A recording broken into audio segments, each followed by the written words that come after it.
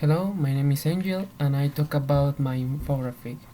Uh, my infographic talk about the styles of jazz.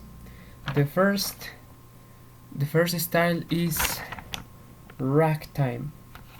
Okay? Uh, the ragtime in the first last third of 19th century and due to a series of social and economic factors very similar to those that would give rise to the birth of jazz in New Orleans, it became known as jig piano style. Later, from 1819, ragtime. The first ragtime score was published in 1997, and its authors was the White Museum William H. Krill. Well, this is the style is very significant because it's the first before the blues, because the blues is not jazz. Okay, it's the first style, and the instrument that represent this style is the piano. Well, I put a song significant that this style.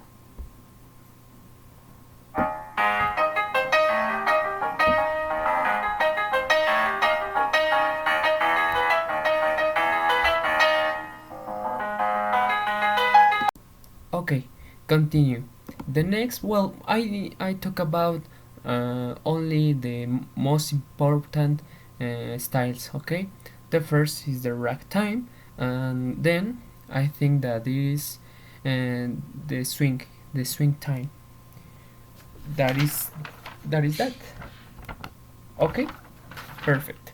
Well, I think that in the last third of 1920s, two-beat styles exhausted their possibilities of development, while in New York a new way of doing jazz was developing, which was consolidated mainly a result of the massive migration of museums from Chicago towards the city of skyscrapers.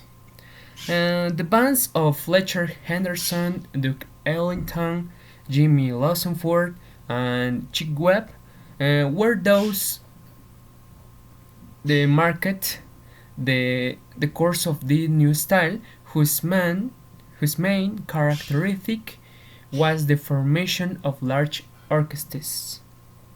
The style takes its name from one of the characteristics of the new jazz, swing, as a rhythmic element.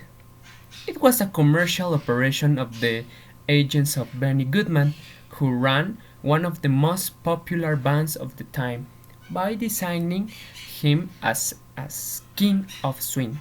Well, I put a song of the king of swing. Okay, the names of this song is "Let's Dance" by Benny Goodman.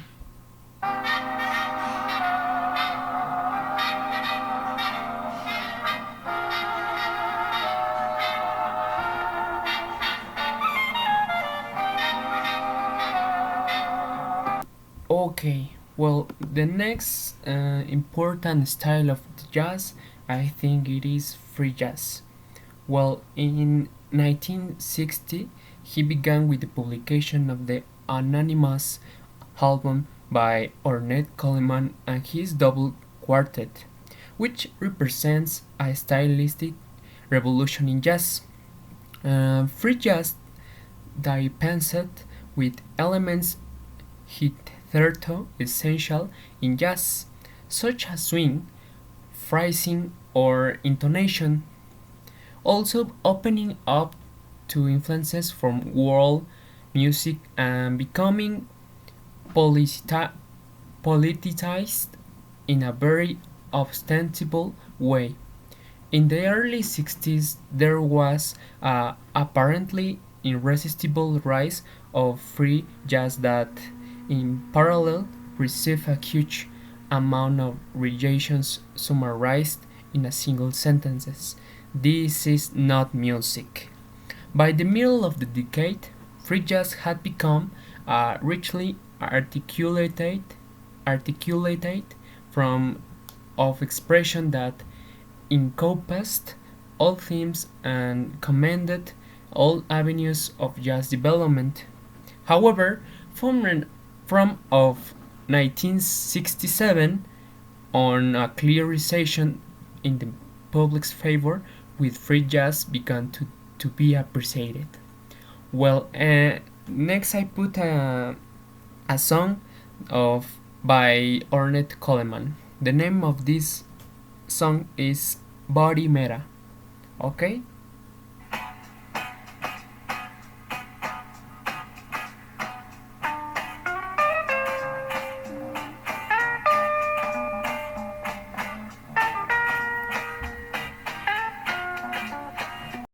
Okay, finally, the ultimate style, contemporary jazz. Okay? Uh, well, since the mid 1970s, New York City was experiencing a new wave of musical creativity, both in the world of rock and the world of jazz and avant-garde music. The New York Revolution had its roots in many ways, and the racial question was one of them. What musicians led the movement? And black museums have been de facto removed from both the rock and classic music scene. Jazz had previously intersected with other black music, blues, funk, soul, with until then it had not crossed bands with styles such as rock or avant-garde classic music traditionally dominated by white museums. Obviously, the New York Revolution changed the order of things. Among the first museums to catalyze this entire series of elements were saxophonist John Zorn, and the guitarist Elliot Swarm, whose compositions are an example of science of dissonance, repetition, and improvising. The New York Revolution was felt both in the type of material in which the museums were embarking and in the type of techniques they used to improvise. Collecting influences of all kinds are emerging them without conceptual limitations. Well, I think that this ultimate style is rare because you need to improvise all the time.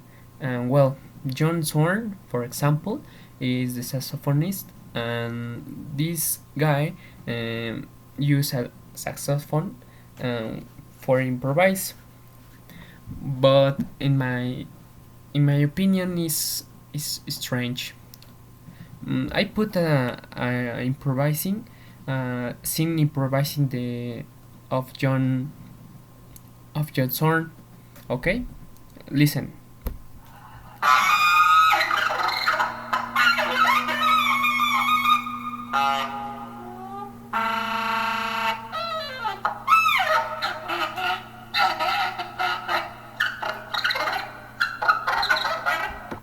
Okay, well, that's all.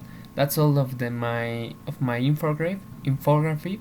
Well, thank you for your time because this is how the during almost 10 minutes. Well, thank you and goodbye.